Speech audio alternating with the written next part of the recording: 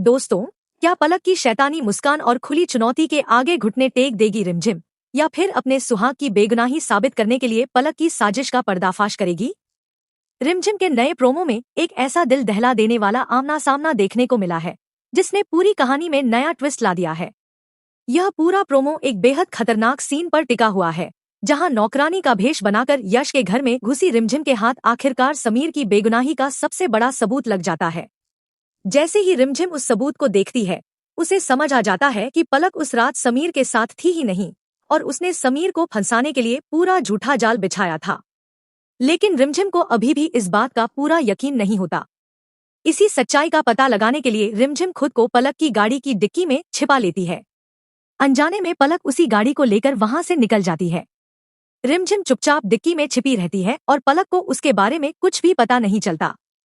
कुछ दूर जाने के बाद जैसे ही गाड़ी रुकती है और उसकी डिक्की खोली जाती है, रिमझिम अचानक बाहर निकलकर सीधे पलक के सामने आ जाती है।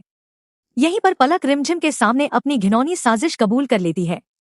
वह मानती है कि उसने समीर को फंसाने के लिए सबके सामने झूठ बोला था। लेकिन इसके साथ ही पलक रिमझिम को एक खौफनाक चुनौती भी देती है।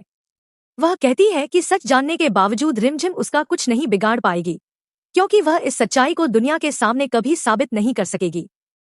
प्रोमो का यह रोंगटे खड़े कर देने वाला सीन साफ इशारा कर रहा है कि यश के घर के बंद कमरे में अब एक भयंकर हाथापाई और महासंग्राम होने वाला है।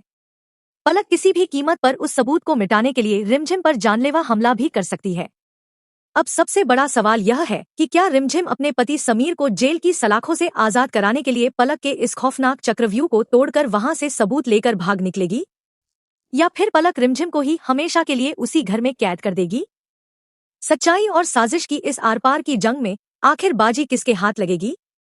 क्या रिमझिम समीर की बेगुनाही साबित कर पाएगी? लेकिन कहानी का सबसे बड़ा ट्विस्ट अभी बाकी है।